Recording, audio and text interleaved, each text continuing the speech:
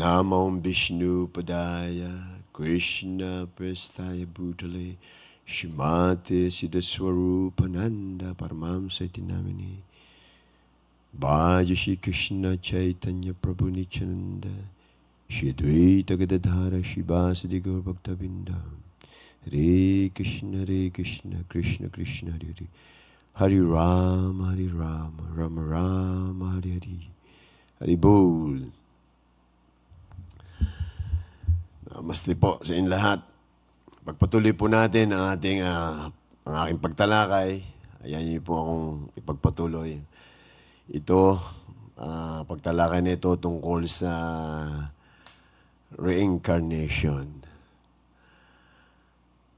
Ang muling pagkakaroon ng spiritual lang ng material na katawan.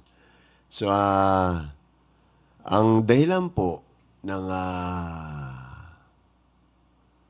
pagkaroon natin ng material na katawan ay ang ating material na pagnanasa o material desires. Tayo na spiritual na nilalang, spiritual tayo, ngayon ay nabalutan tayo, nasa loob tayo ng dalawang material na katawan. Physical na material na katawan at mental na material na katawan. Ngayon po, ang akin pong tatalakayin ay mayroong topic na material na pagnanasa, pagkahumaling, at karma. Material na pagnanasa o material desires, pagkahumaling, attachment, pagkagumon, at karma, action. Okay po. So, ito po ay para lamang mas mahimay natin, kumbaga mas makita natin yung detalye kung paano ba yung ating mental na katawan, ating subtle material body, yung ating mentalidad,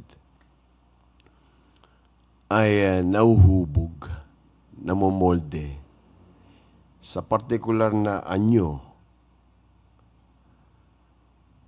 At ito ngayong anyo na to na siyang pagkakahubog ng ating mentalidad ay siyang magbubunga, magre-resulta sa pagkakaroon natin, okay, ng partikular na forma ng pisikal na katawan.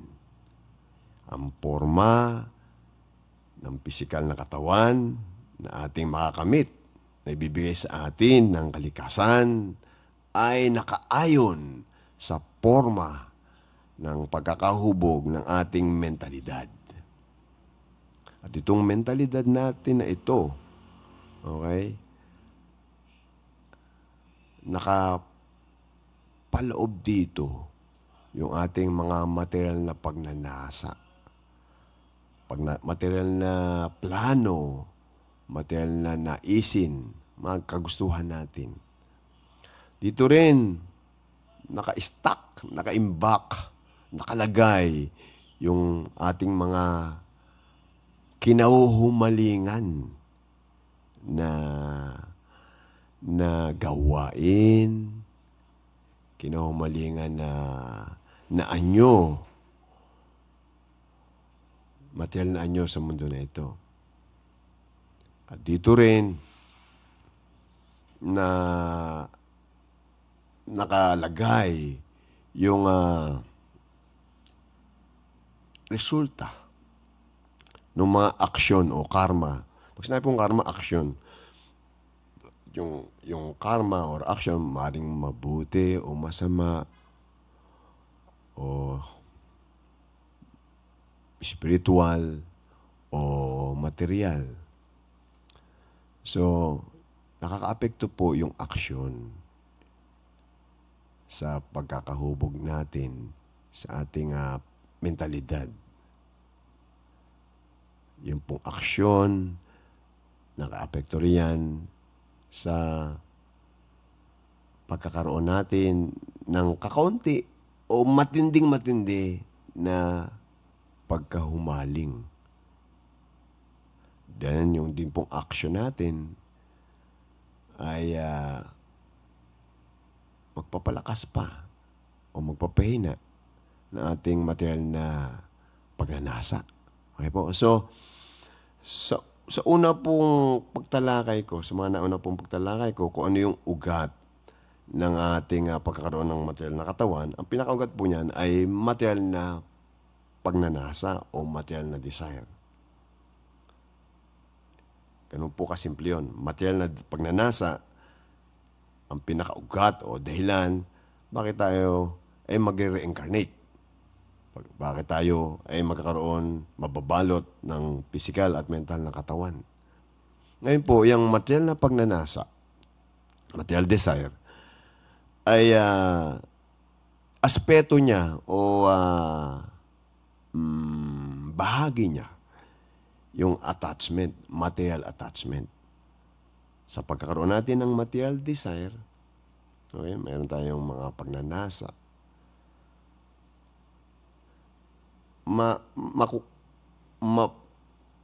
Manggagaling po dyan yung material natin na pagkahumaling.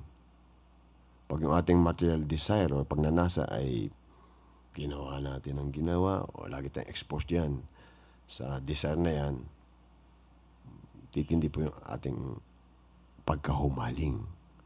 Tapos po, yung ating pong material desire din, magdudul sa atin na umakto o umaksyon materially.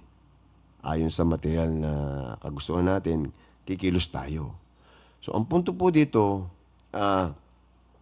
itong material na pagnanasa,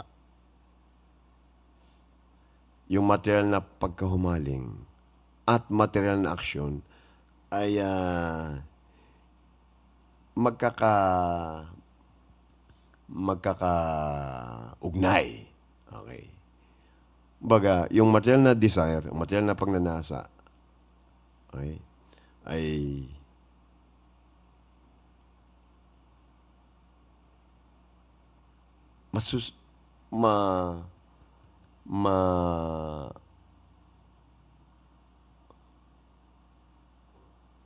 magpapakita sa atin, okay, magmamanifest sa atin sa anyo ng material na pagnanasa, material na pagkahumaling, at material na aksyon.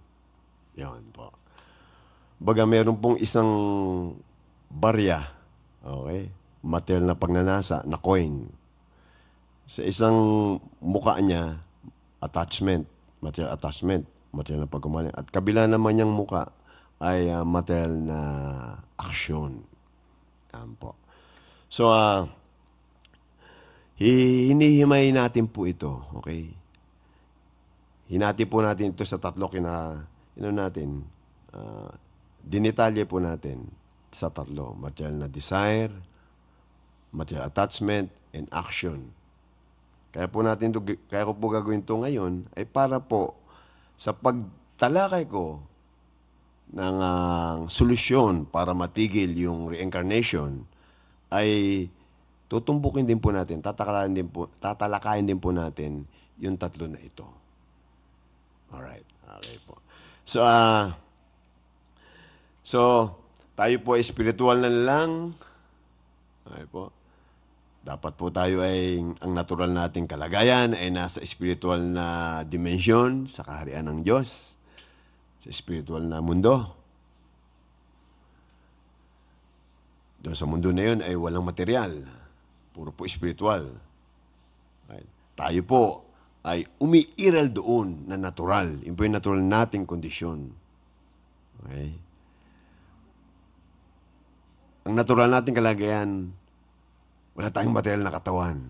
Wala tayong physical na katawan. Wala tayong mental na katawan. Pure spiritual po tayo na nilalang.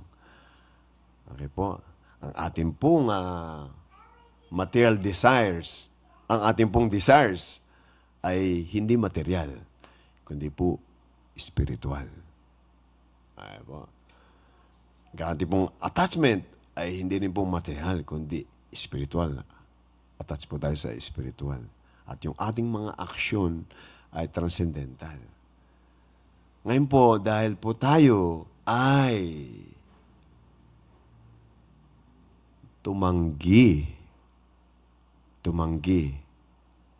na gampanan yung ating natural na gawain na paglingkuran na may pagmamahal yung Panginoon Diyos. Agad-agad po tayong mawawala sa ating natural na kondisyon na naroon tayo sa spiritual na mundo. Agad-agad po. Lalaglag tayo mula sa ating original na spiritual na kalagayan. Immediately, agad-agad. At ngayon nga po ay mamumuhay dito sa material na dimension. Mawawala po ang ating karunungang spiritual. Hindi po natin maalala na tayo spiritual na nilalang. Hindi po natin maalala yung Panginoon Diyos na dapat nating minamahal. Hindi po natin makita yung kapwa natin na spiritual. Mayari po sa atin, akalain natin na tayo ay material. Tayo yung physical na katawan. At akalain din po natin na yung kapwa natin ay sila yung kanilang physical na katawan. Wala po tayong magiging pananaw tungkol sa spiritual. Kaya nga po, ang magiging na pagnanasa po natin, naisin po natin ay puro material. Kasi po, nawala yung ating pananaw tungkol sa spiritual.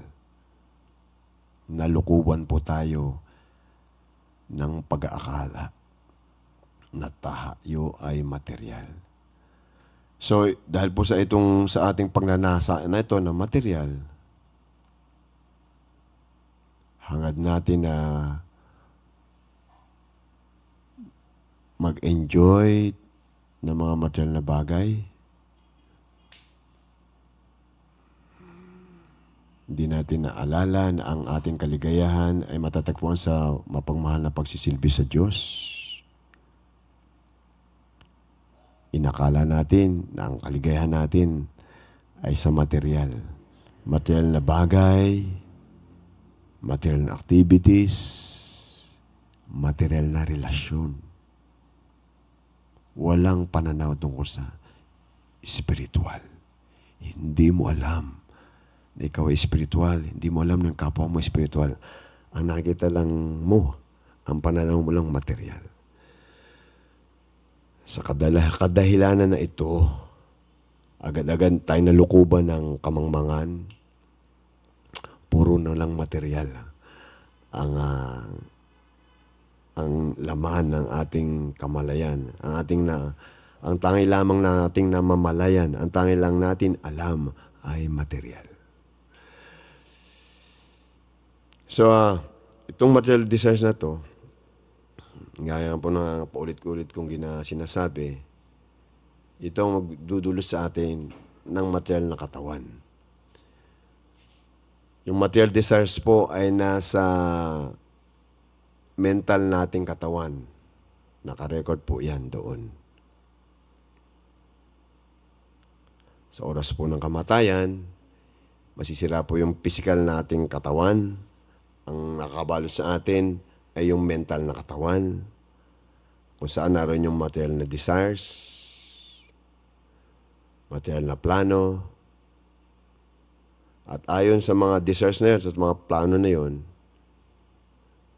na material, pagkakalooban tayo, bibigyan tayo ng kalikasan ng material na katawan, physical na katawan. So ito po kasing katawan na ito ang instrumento para maisakatuparan natin yung ating mga material na pagnanasa, ating material na plano na nandun sa ating mentalidad, sa ating subtle material body. Sana po ay nasusundan niyo po itong aking sinasabi. Ang katawan na ito na pisikal ay instrumento, sasakyan, para yung ating mga material na pagnanasa na nasa loob ng ating mentalidad, sa ating isipan, ay maisakatuparan natin. Okay. So itong dila na ito ay instrumento para yung material nating desire na makatikim ng mga bagay-bagay dito sa mundo na ito. Okay. Ito yung instrumento, itong dila na to. Meron tayong desire na lumasa. Andun yung desire na sa ating isipan. Ito ngayon yung instrumento, yung dila mo. O yung mata mo. Mata natin. Ito instrumento para yung material nating desire. Okay, na makakita ng mga material na tanawin dito, magandang bagay sa mundo na to, ay magawa natin. Ganyan yung sex organ. Yan yung manifestasyon ng ating material desire for sexual enjoyment. So, marami tayong gustong enjoyin na material. Ito po ang ebidensya. Yung ating material desires, ito yung ebidensya. Yung material nating katawan. Alright. So, iba-iba po tayo ng desire. Okay po. Kaya iba-iba rin po tayo ng katawan. Yung katawang tao, may katawang tao na babae. Meron silang desire na mag-alaga ng baby o mag-anak. Okay. Kumilos na parang babae. Mag-isip na parang babae. Mag-enjoy na enjoyment ng babae. Meron namang mga tao na lalaki yung katawan. Meron silang desire na mag-enjoy kung ano yung enjoy ng mga lalaki. Siya yung parang dominator, malakas.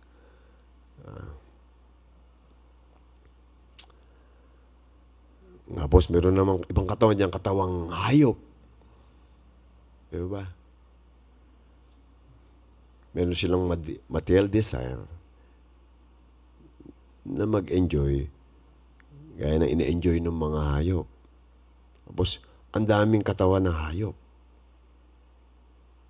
Yung iba, ine-enjoy ng hayop kumain ng tae. Okay. Kamukha ng mga baboy. Diba? Maruruming ba, kinakain lang. Yung ibang hayop,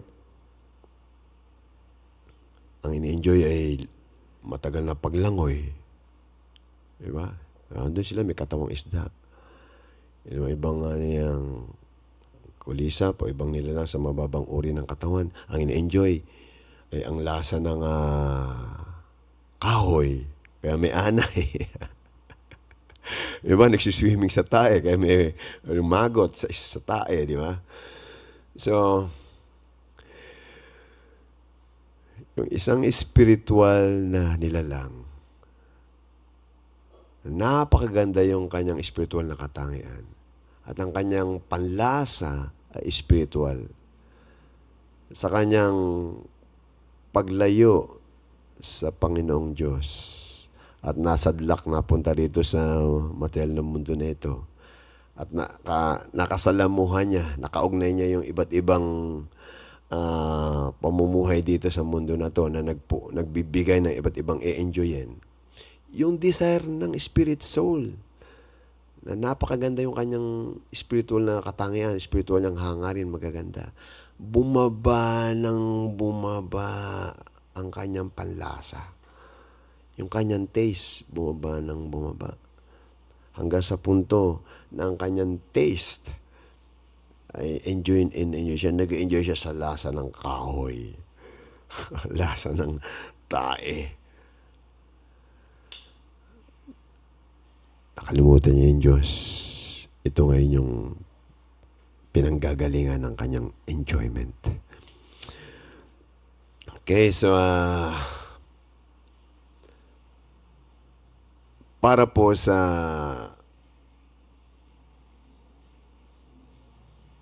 pagbibigay sa inyo ng magandang idea kung paano yung material desire ay nagiging sanhi ng pagkaroon natin ng material na katawan, ay balikan po ninyo yung kwento na kinuwento ko sa inyo nung nakaraan, kung saan merong matanda na nakaratay na. Matanda, nakahiga na lang siya sa higaan niya, hindi na siya gaano makagalaw, hindi na makatayo. Yung katawan niya, hindi na gumagana ng normal, mahina na. Tapos, dinala ng spiritual master, yung kanyang disciple, at pinasama ng spiritual master sa disciple niya yung kanyang kapatid na babae na maganda, dalagita o dalaga, maganda.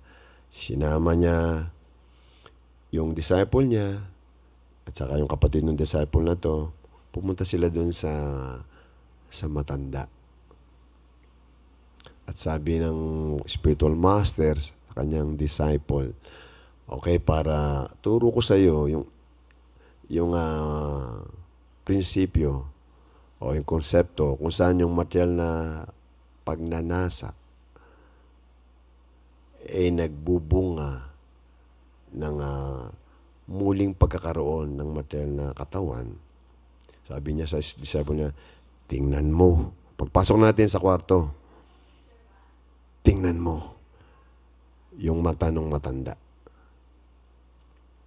Tingnan mo kung saan pupunta yung mata ng matanda. Pagpasok nila doon sa kwarto ng matanda, nasulyapan ng matanda yung magandang kapatid na babae ng disciple. At nang pagkatingin na ganun, pagkasulyap ng matanda niyo doon sa maganda na babae, hindi na naalis yung tingin niya doon, yung titig niya doon. Kinakausap man siya ng spiritual master, kinumusta, hindi maalis yung tingin niya doon. So sabi ng spiritual master sa disciple, nung sila ay umalis na, bagamat hindi na gumagana yung sex organ nung matanda, wala nang kapasidad na magamit yung sex organ niya para mag-enjoy sexually, handun pa rin ang matinding pagnanasa ng tao na yon na mag-enjoy ng sex. Kaya naman, pag iniwan na ng spiritual na lang yung physical niyang katawan sa oras ng kamatayan, tandaan na yung katawan, iiwan niya na yan. Yung spiritual na lang ay nababalutan pa ng mentalidad o ng subtle material body. Okay. Handoon, naka-stack yung material niyang pagnanasa na mag-enjoy sexually. At ano pa mang gusto niya enjoy, yan handoon. Kaya naman, susunod niyang buhay, bigyan siya uli ng material na katawan na mayroong ganitong mga senses, sex organ, daliri, kamay, etc., etc., na gagamitin niya para magawa yung mga material desires na nahandyan sa kanyang mentalidad, sa kanyang subtle material body. Okay po. So ngayon po, dako po tayo sa attachment o pagkahumaling.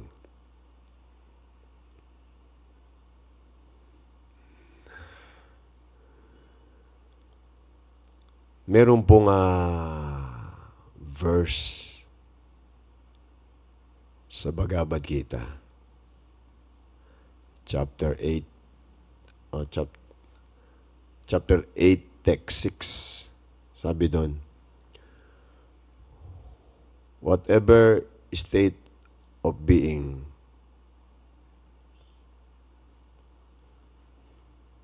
a dying man has, that state he will attain without fail. Kung ano man yung kalagayan nung kanyang yung tao na to, nung kanyang kamalayan, nung siya ay mamamatay. Kung ano man yun, kung kanyang iniisip nung sandali na siya ay aalis na sa katawan niya, makakamit niya yung iniisip niya na yun. Walang sablay. Mangyayari yun.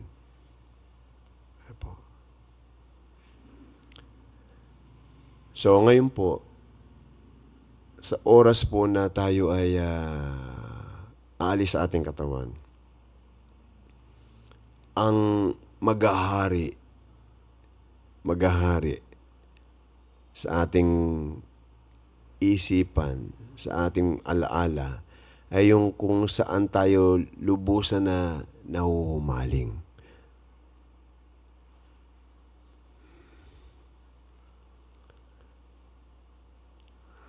Baga meron kang matinding attachment. Halimbawa po ay sa anyo ng iyong misis. Okay? Dahil ang ganda nyo inyong relasyon.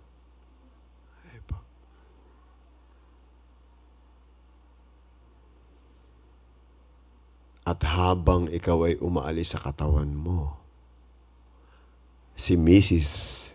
ang nakahawak sa'yo. Diba? Nakahawak yung kamay, ganyan.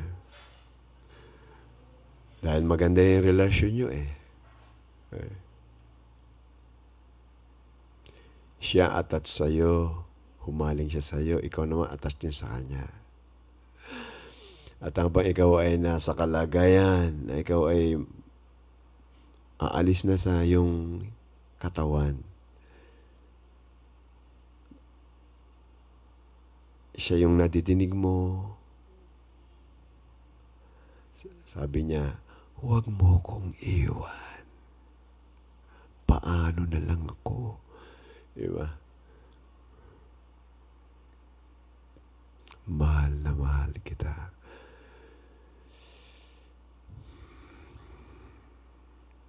Ikaw naman, wala ka nang magagawa dahil sira na yung katawan mo. Kailangan mo nang umalis. Maaring yung mata mo gumagana pa. Nakikita mo siya. Nakita mo yung katawan niya umiiyak. Lungkot na lungkot. Kitang-kita mo yung attachment niya sa'yo. So, buong mong pagkamalayan nasa kanya. Kung di mo man siya nakikita, nadidinig mo siya. Yung iyak niya, yung sinasabi niya, yung hagod niya sa braso mo. Damang-dama mo yung kanyang pagkahumaling sa'yo at ikaw din ay humaling na humaling sa kanya.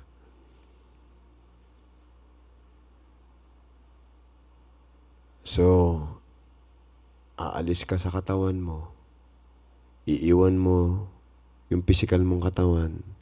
Ang nakabalot sa'yo, itong mentalidad na katawan, subtle material body, kung saan naghahari dito yung itsura ng babae na ito. Next life, makakamit mo ang anyo ng babae. Ang pinag-uusapan dito yung matinding pagkahumaling, matinding attachment. Meron nga pong mga tao na ang kanilang pagkahumaling ay naiukol nila sa alaga nilang aso. Maaring wala silang asawa, wala silang magulang o anak na kapartner o kasama sa buhay na alagaan nila. Ang nangyari, ang naging alaga nila ay yung kanilang alagang aso.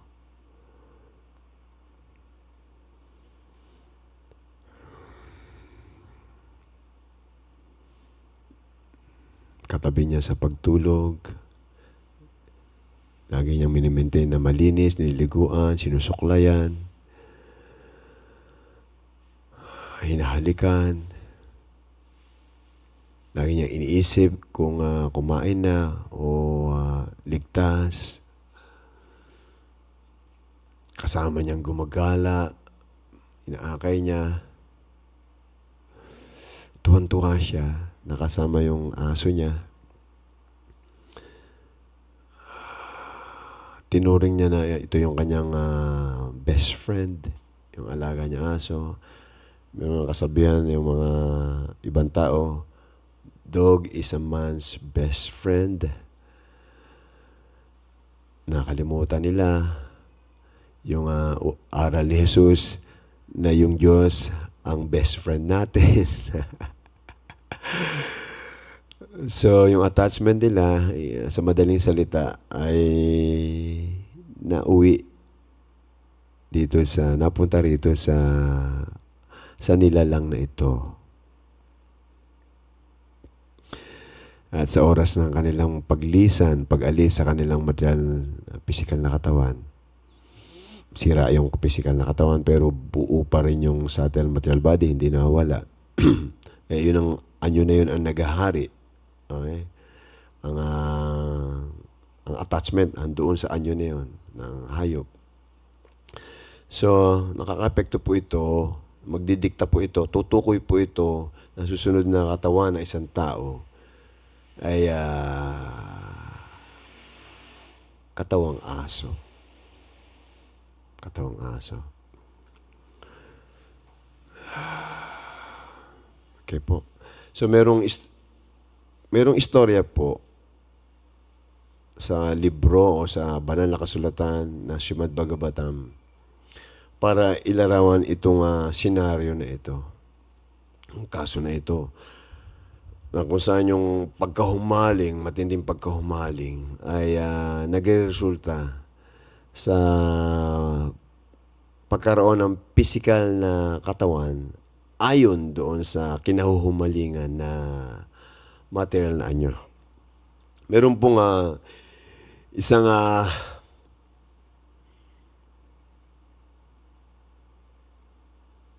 tao na advance na sa kanyang spiritual na pagsisikap. Nagsisikap siya spiritually. Maalala niya kanyang spiritual na pagkatao.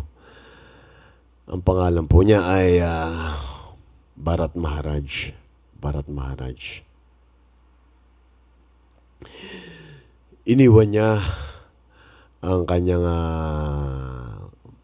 pamilya, kanyang society, sa panahon na may edad na rin yung kanyang katawan dahil ang kultura sa lugar na India ay pag may edad na yung katawan, iiwan niya na yung pamilya niya para mag-focus na siya. Pati yung asawa niya, iwan niya sa anak niya na panganay o anak niya na pwedeng mag-alaga sa asawa niya para siya ay umalis na sa pamayanan, sa society, sa lipunan at mag-focus na lang sa kanyang endeavor na spiritual life, maalala yung Diyos, maalala yung relasyon niya sa Diyos, mapagyaman yung kanyang mapagpagmamahal sa Diyos para pag oras ng pag-alis niya sa katawan niya, ay makabalik siya sa kaharian ng Diyos.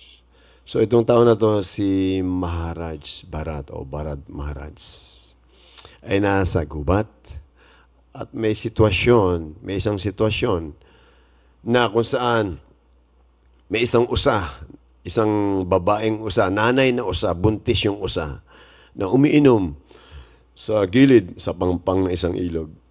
At bigla na lang merong leon na dumating doon sa likod ng usa, umatungal ng malakas yung leon. At sa pagkatungal ito ng leon, ay nagulat yung usa at napatalon siya doon sa ilog. Okay. Yung nanay na usa ay nalunod. Okay. Subalit, nakapagbigay siya nanganak siya. Okay. At yung si Bharat Maharaj, tumalon siya para iligtas yung baby na usa. Yan po. So nawala na sa senaryo yung leon, umalis na. At ang nangyari po ay nakuha ni Bharat Maharaj yung leon, yung usa.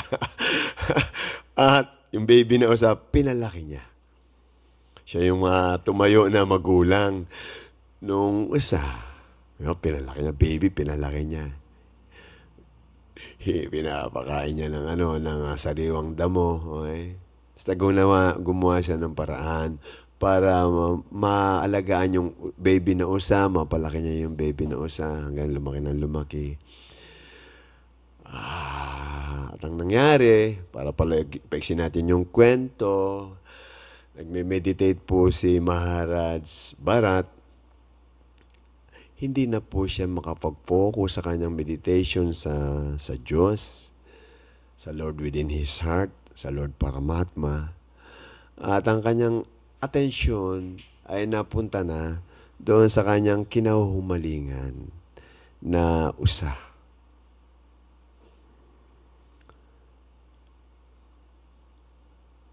Sa halip na makapag-focus siya sa Lord within his heart, yung kanyang isipan inaalala, yung damdamin niya ay nasa pag-aalala sa kaligtasan ng kanyang mahal na usa. Kanyang kaibigan na usa. Ligtas ba siya?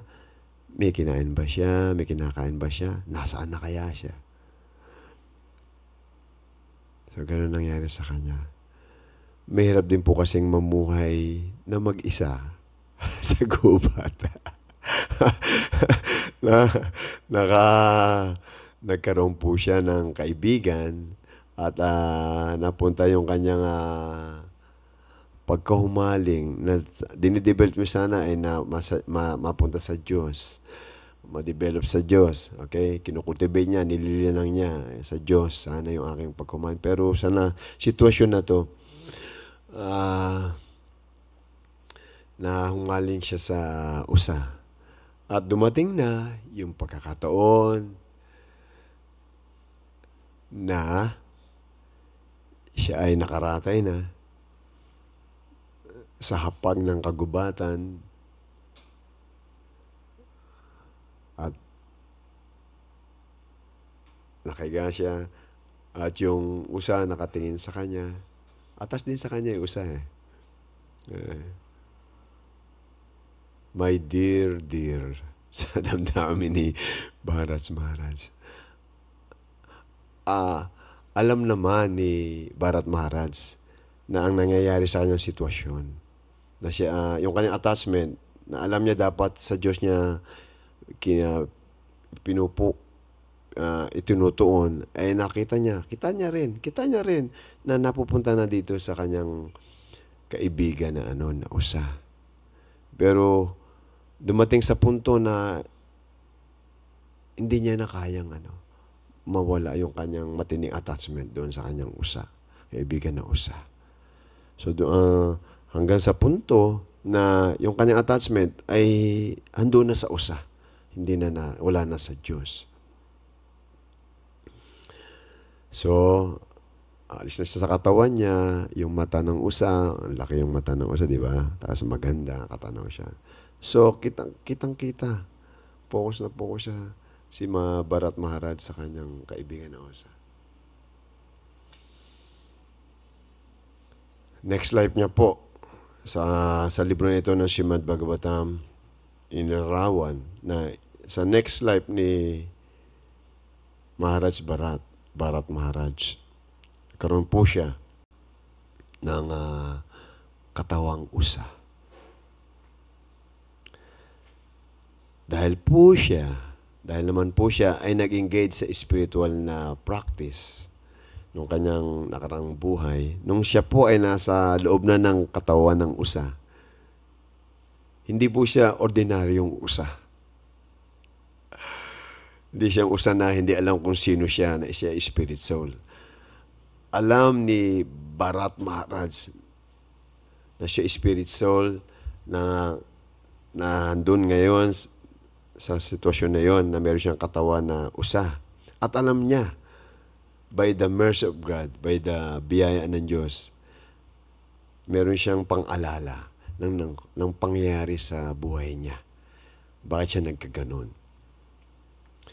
At habang nasa gubat siya, may katawan siya ng usa, hindi ang barkada niya mga usa. Hindi siya mahilig pupunta sa mga kawan o grupo ng mga usa. Doon siya naglalagay sa lugar na kung saan merong mga sages, saints na nagpa-practice ng spiritual life, spiritual practices. Doon siya tumatambay. Okay? So nung matapos ang tagal ng kanyang pananatili sa katawang usa, sunod niya pong buhay, nagkaroon na po siya ng katawang tao. At ang buhay niya na yon, siya po ay may pangalan na Jada Bharat. At ipinangako niya sa sarili. Alam din po niya yung sitwasyon, yung nangyari sa kanya, nung nasa katawan siya na Jada Bharat. Kung bakit siya, yung pinanggalingan niya Bharat Maharaj, yung pinanggalingan niya na sitwasyon na usa yung katawan, alam niya. At pinangako niya sa kanyang sarili, hindi na ako muling magkakamali. Sa buhay na ito, magiging determinado ako na ang aking pagkahumaling, aking pag-ibig, ang aking relasyon ay nasa Diyos. So, matino siya. Meron siyang realization habang nasa katawan po siya na Jada Bharat. Pero hindi siya nagpapahalata na siya ay isang wise person, isa siyang saintly person. Nagkukunwari siya na para siyang aanga-anga. Siya siyang sinto-sinto. Ganun ba? Pero kunwari lang na ganun para hindi siya ma-attach, kulang ma-attach sa kanya, yung hindi siya ma-attach sa pamilya niya, naalagaan siya, o hindi siya ma-attach sa isang tao o sa pamilya niya. Hiniwalay niya yung sarili niya. Gusto niya wag nang ma-attach kanino man, maliban sa Diyos lamang. Anyway po, yung istorya po na ito ni Jada Bharat Maharaj, ay nakalarawan po sa Srimad Bhagavatam. Okay po. So, punta naman po tayo sa topic natin ng karma. So, ang ating pong mentalidad, ang ating consciousness, ang ating subtle material body, yan po yung pinaka-molde kung saan mabubuo yung susunod na physical na katawan. Nakadepende ang anyo ng physical na katawan sa anyo ng subtle material body, sa anyo ng mentalidad, sa anyo ng consciousness. Tapos po, ang anyo ng mentalidad, ng consciousness, ng subtle material body, ang anyo niyan ay naaapektuhan, nahuhubog sa pamamagitan ng aksyon na ginagawa mo, na ginagawa ng isang tao.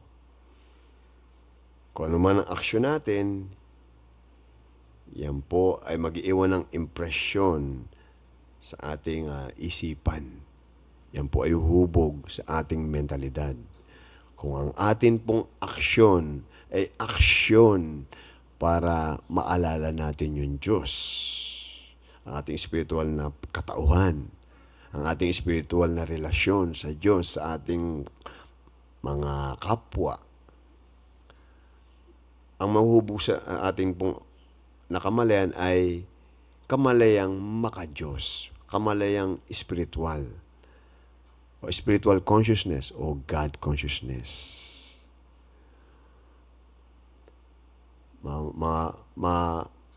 Magkakaroon po tayo ng spiritual na desires. Madidevelop po sa atin yung spiritual na attachment. So, susunod po nating katawan ay hindi na, wala nang material na katawan. Kasi po yung ating mentalidad ay spiritual. Muli po nating makakamtan. Muli tayong babalik sa pagkakaroon ng spiritual na katawan. Meron po tayong spiritual body. Huwag po natin na isipin na pag sinabing spirit soul ay walang anyo yung spirit soul. Parang hangin, parang si Casper. Hindi po. Yung material na katawa, yung material na energy, mababang uri ng energy, may forma. May anyo. Ayon sa gusto ng spiritual na lang na magbibigay ng anyo sa material na bagay. Yung spiritual na energy, superior na energy, may anyo po yan. Yung inferior energy na material, walang anyo. Spiritual energy, superior energy, yan po yung may anyo. Totoo lang, yung material energy, wala talagang anyo yan eh. Nagbibigay ng anyo dyan, yung spiritual. So, okay po. So, pag tayo po ay wala ng material na desires, wala ng material attachment, wala tayong ginagawang material na activities, spiritual activities po tayo. Ating consciousness ay God consciousness. Muli po nating mababalikan yung ating natural na sitwasyon na spiritual body, spiritual consciousness. Okay po. So, pag ang activities po natin, yung karma po natin, okay? Pag sinabi pong karma action, okay? Ang karma po, akala ng iba, bad karma. Pag sinabing karma, bad. Hindi po, meron pong good karma, meron pong bad karma. Didiscussin po natin yan susunod. Ngayon po, yung pang action natin ay material. Okay?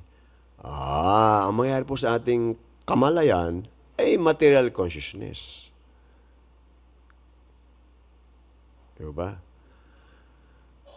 Ganun lamang po yan eh. So, ingatan po natin ang ating ginagawa. Ang ating mga gawain. Halimbawa po, ako na ngayon ay may katawang tao. Tapos, nagkaroon ako ng sitwasyon na naugnay ako sa isang tao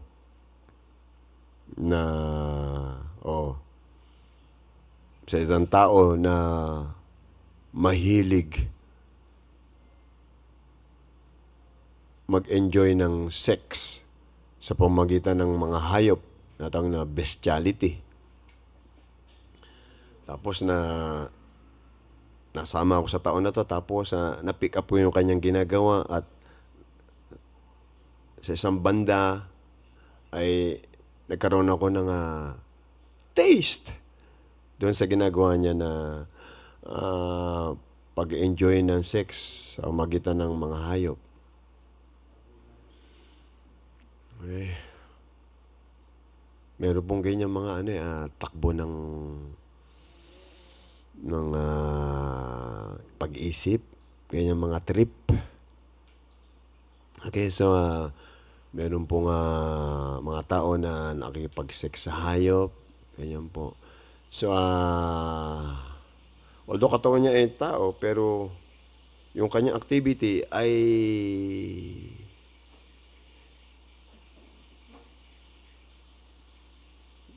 may kinalaman sa mga ganong mga hayop na nakikipag-sex sa hayop. So, makahayop na gawain to eh. Okay? So, next life niya. Sigurado. Hayop yung katawan niya. Katawan ng aso, kung yun ang in-enjoy niya, nakaka-sex, o katawan ng baboy, kung yun ang trip niya na enjoyin sexually. Sigurado po yun.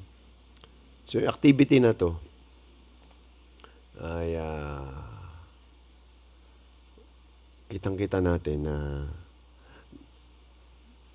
nagmumolde, humuhubog sa kamalayan o mentalidad na parang hayop.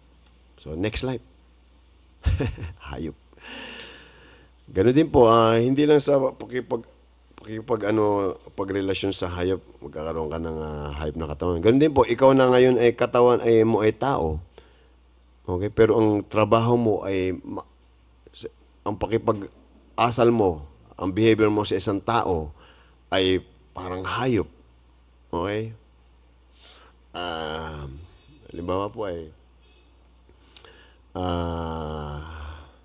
di ba may mga porno na ipinapakita kung saan yung isang tao ay dinidilaan yung puwet o yung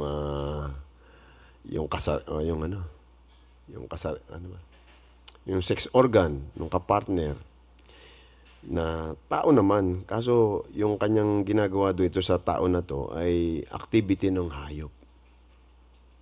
Diba? So, itong gawain na to na makahayop, ginagawa mo sa isang tao, next life mo rin. Ikaw rin. Gawain ng hayop yan eh. Next life mo. Hayop yung magiging katawan mo. Kasi yung katawan mo man ngayon ay tao, pero yung isip mo, mentalidad mo ay hayop. Parang hayop. So, bibigay siya ng kalikasan. Yung gusto mo na yon na uri ng pag-enjoy.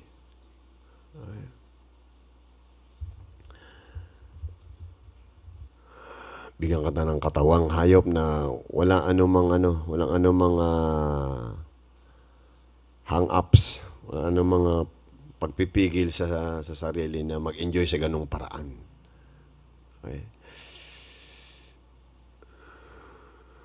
Ganun din, yung partner na ginagawa ng ganun, maaaring magkaroon ng taste sa ganung gawain, gawin din niya sa iba yun.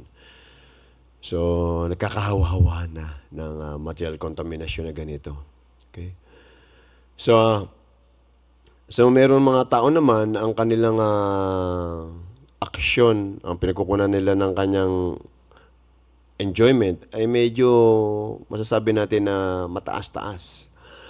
Kung kanina yung enjoyment nila ay, kinukwento ko ay mababang uri ng enjoyment. Talagang baba talaga, di ba, makahayop. Meron na mga tao na medyo may mataas na trip. Halimbawa ay isang tao na mahilig sa natawag na skydiving. Skydiving. Magastos po yan. Kailangan mo ng pera. Maaring ang sitwasyon ng pagkaroon ng skydiving, sakay siya sa aeroplano, kasama yung ibang nagtuturo ng skydiving o barkada na nag-skydiving, tapos ikaw natuto ka na rin, tinrain ka, tapos tatalong kayo dun sa mataas na. Nandun na sa ere, ilang metro na yung taas mula sa lupa, tapos tatalon. Tapos, may paraan para magtagal sa ere na lulutang-lutang, di ba? Lutang-lutang. Tapos, ine-enjoy na niya yung ganung sitwasyon na nasa taas siya. Tapos, yung nakalutang siyang ganyan. Tapos, yung dampi, yung saling nung hangin sa kanyang mukha, sa kanyang katawan, yung epekto ng hangin sa kanyang katawan, nakalutang siyang ganyan, ini-enjoy niya. Ini-enjoy niya. Tapos pag mababa na sa, medyo mababa na sa lupa, sa kanya, meron siyang hatakin para yung parachute niya ay magbuka. Para maglanding siya sa lupa ng safe. Diba? So habang nandun siya sa sitwasyon na nasa ere siya, ini-enjoy niya yun. Tapos meron siyang makita na ibon. Sana, katulad din ako ng ibon na to. Mas matagal sa ere. Ako mamaya bababa pa ako eh. Di ba? Sa lupa eh. Ito hindi na bababa. I mean, matagal bago bababa hanggat gusto niya nasa ere. Pwede pa siyang lumayo. Di ba? So,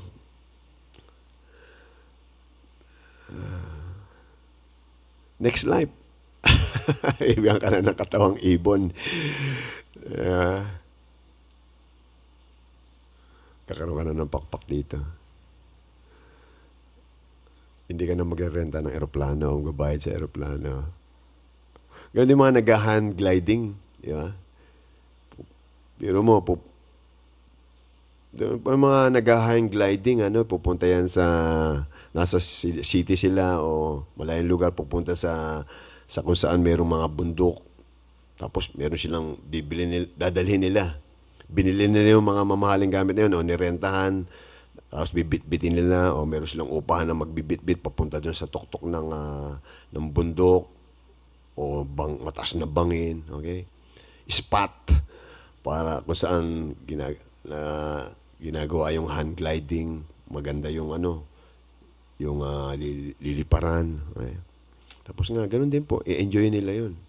Yung kanilang pakpak, ikakasan nila. Tapos, hawak sila doon. Tapos, tatalon.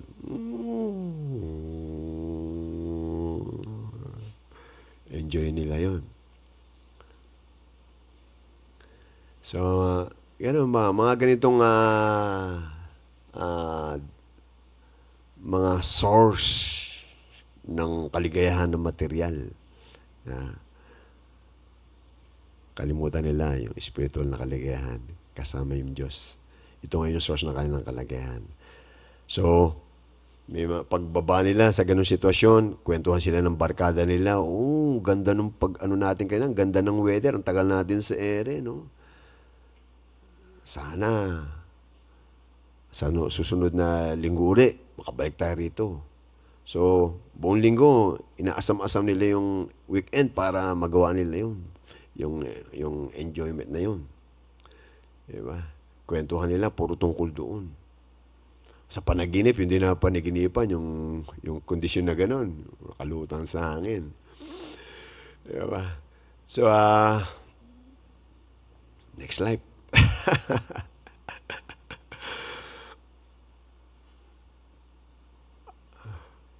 Man proposes, God disposes. Diba? Pero hindi naman po, para maging klaro po sa atin, hindi naman lahat ng tao na nag-engage sa ganito ay magkakaroon ng ganong katawan na ibon.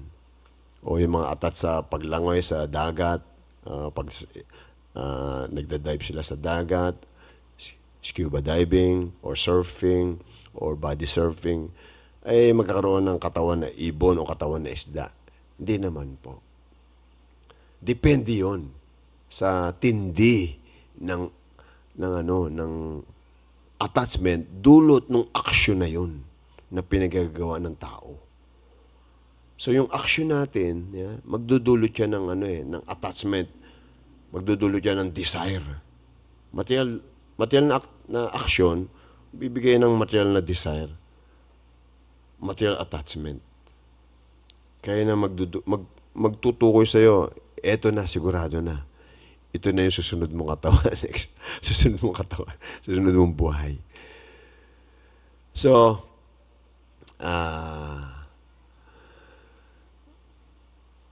kailangan po nating maunawaan.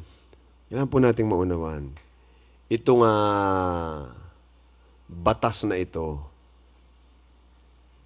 na yung prinsipyo na ito, na kung ano yung nadidevelop na anyo ng subtle material body, yun ang magdudulot ng uri ng susunod na physical material body.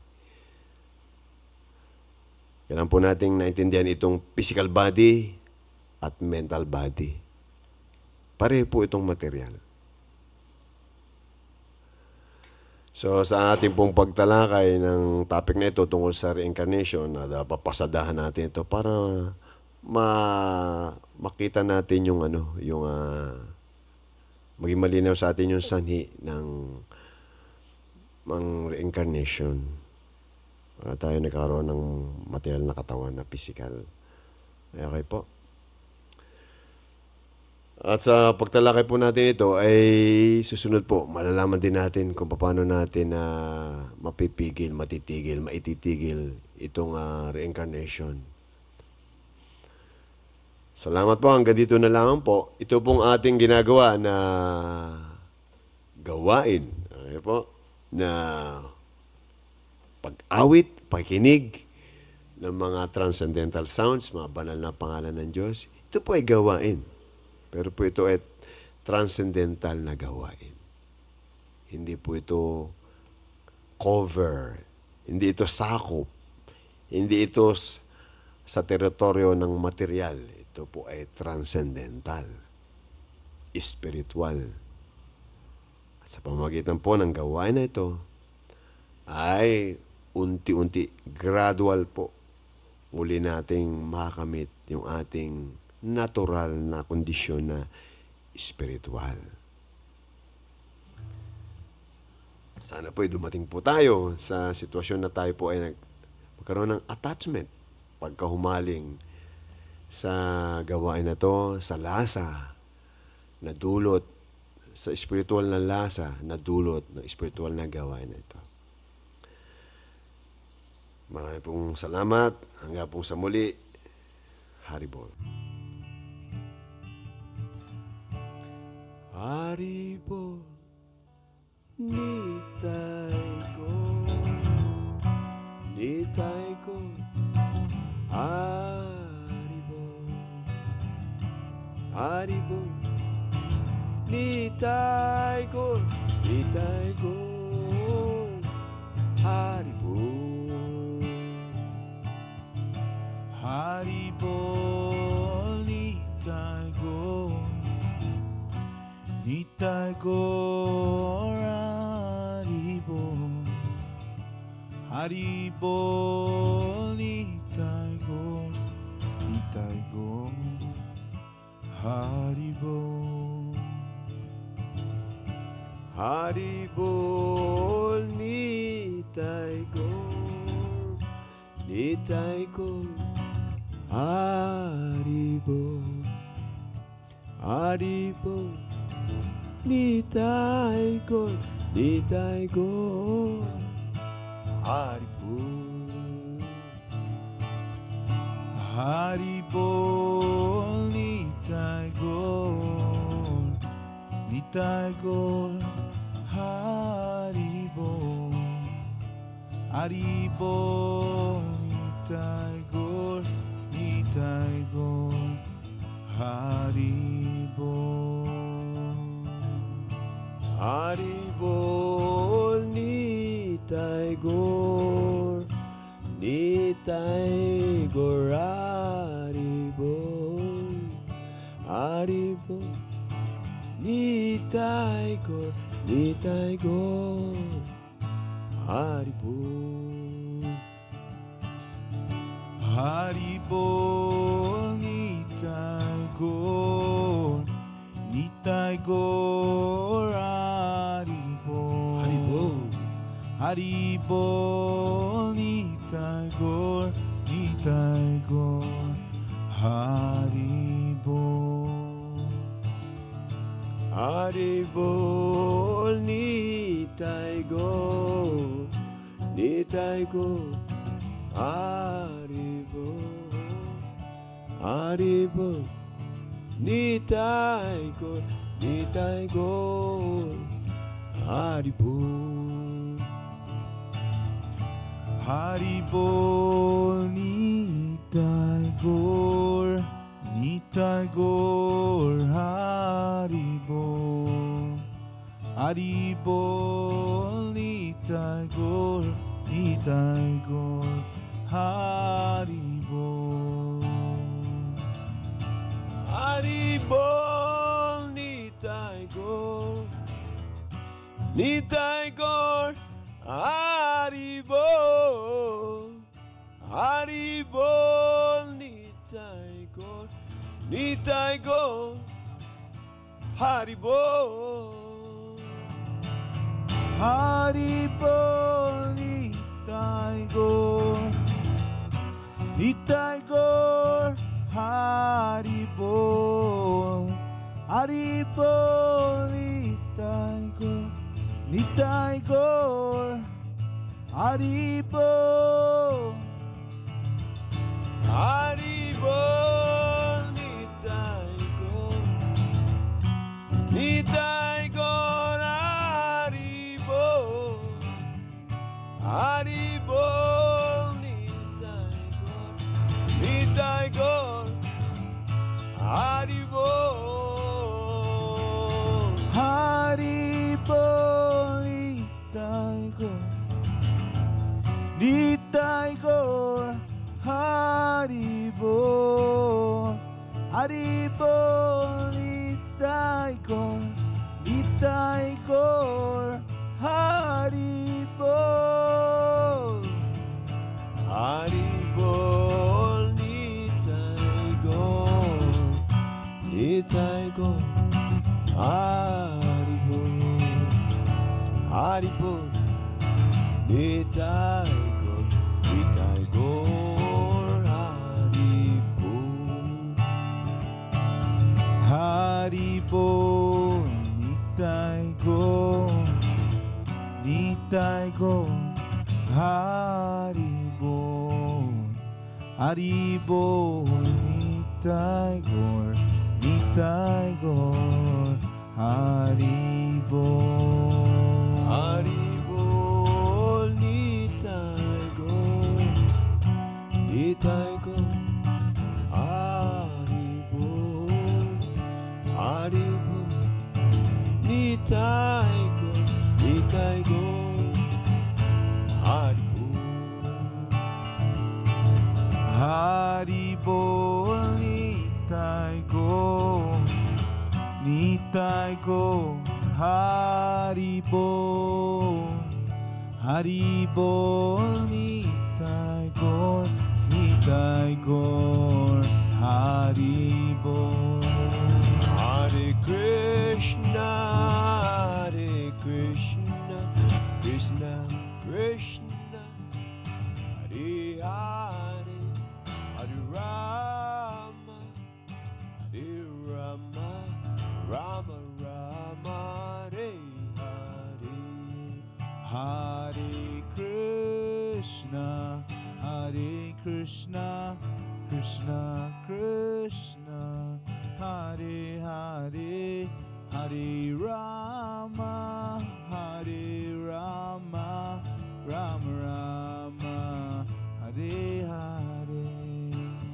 Hare Krishna, Hare Krishna, Krishna Krishna, Hare Hare, Hare Rama, Hare Rama, Rama Rama, Hare Hare. Hare Krishna, Hare Krishna, Krishna Krishna, Hare Hare, Hare Rama, Hare Rama, Rama Rama, Hare Hare.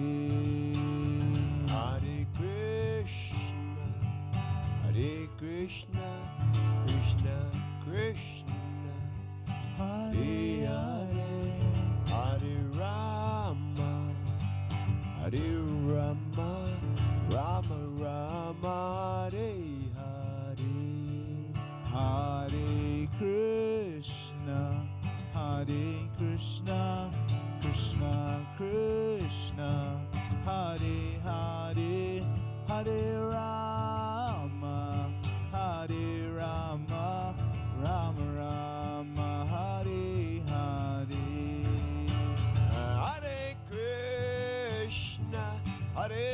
Krishna, Krishna Krishna, Hare Hare, Hare Rama, Hare Rama, Rama Rama, Hare Hare. Hare Krishna, Hare Krishna, Krishna Krishna, Hare Hare, Hare Rama, Hare Rama, Rama Rama, Hare Hare.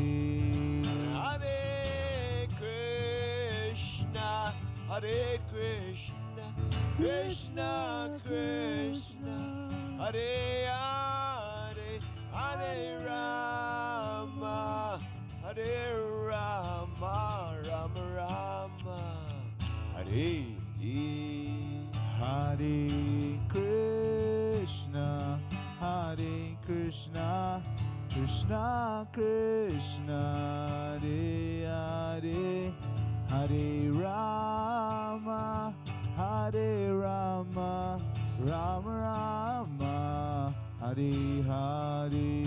Hare Krishna, Hare Krishna, Krishna Krishna, Hare Hare, Hare Rama, Hare Rama, Rama Rama, Hare Hare.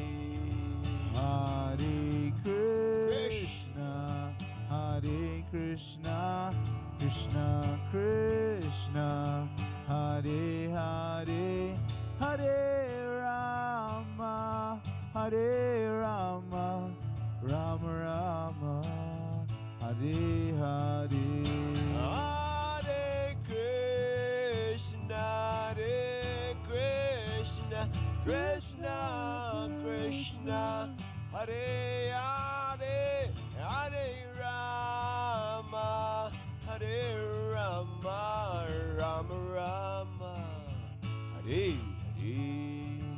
Hare Krishna, Hare Krishna, Krishna Krishna, Hare Hare, Hare Rama, Hare Rama, Rama Rama, Hare Hare. Hare Krishna, Hare Krishna, Krishna Krishna, Hare Hare, Hare Rama, Hare Rama, Rama Rama, Hare Hare. Hare Krishna, Hare Krishna, Krishna Krishna, Hare Hare, Hare Rama, Hare Rama, Rama Rama, Hare Hare.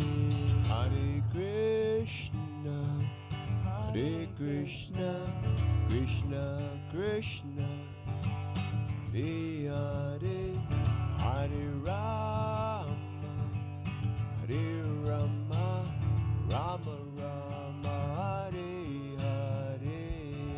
Hare Krishna, Hare Krishna, Krishna Krishna, Hare Hare, Hare Rama, Hare Rama, Rama Rama, Hare Hare. Hare Krishna, Hare Krishna, Krishna Krishna, Hare Hare, Hare Rama, Hare Rama, Rama Rama, Hare Hare. Hare Krishna, Hare Krishna, Krishna Krishna, Hare Hare, Hare Rama, Hare Rama, Rama Rama, Hare Hare.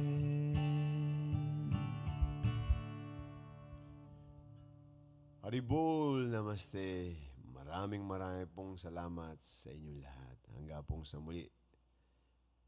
Haribol!